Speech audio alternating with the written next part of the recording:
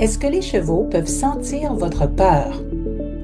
Déjà du temps de mon arrière-arrière-grand-père, entraîneur de chevaux à Wavre, certains hommes et femmes de chevaux avaient pressenti l'importance de l'odeur.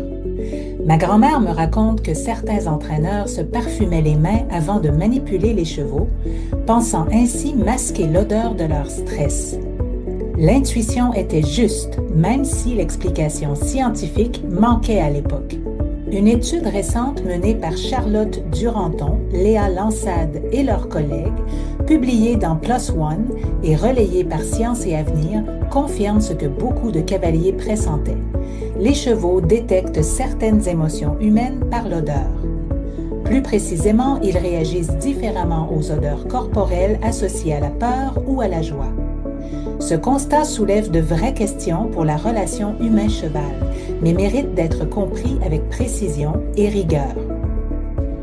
Pour tester ça, les chercheurs ont collecté des odeurs sous les aisselles de volontaires exposés à des situations provoquant soit la peur, soit la joie. Les participants ont regardé des vidéos adaptées et des cotons absorbaient les odeurs pendant le visionnage. Ensuite, ces odeurs ont été présentées à 43 juments Welsh répartis en 3 groupes, peur, joie ou contrôle.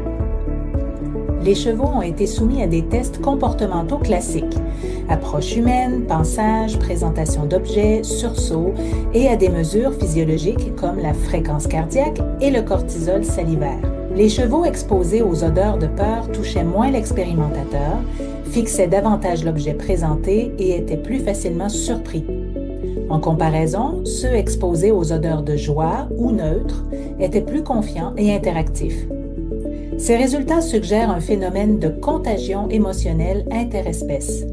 L'état émotionnel de l'humain semble se refléter chez le cheval. Ce mécanisme pourrait être spontané via des voies nerveuses reliant l'odorat aux émotions ou appris par association entre certaines odeurs et des situations stressantes. Cette capacité n'est pas unique aux chevaux.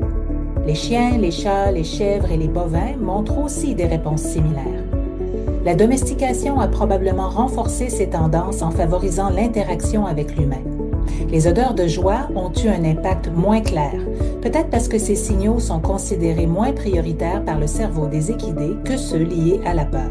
Malgré les limites de cette étude, les résultats mettent en évidence l'impact des odeurs émotionnelles sur le comportement et la physiologie équine et rappellent l'importance de l'état émotionnel des cavaliers et des soigneurs. Il est crucial de souligner que l'odorat n'est pas le seul canal de perception. Les chevaux décodent aussi les expressions faciales et le ton de la voix. Mais l'olfaction ajoute une couche supplémentaire, rapide et implicite via des circuits projetant directement vers l'amygdale et l'hippocampe, comme pour les madeleines de Proust. En pratique, cela nous invite à une responsabilité adulte et nuancée. Gérer et, si possible, transformer nos émotions avant de travailler avec les chevaux.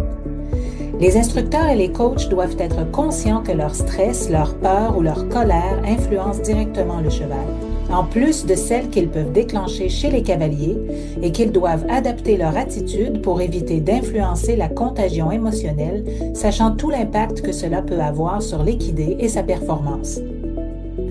Cette étude confirme une intuition ancienne. Nos chevaux sentent nos émotions. La peur se traduit par plus de vigilance et moins d'interaction.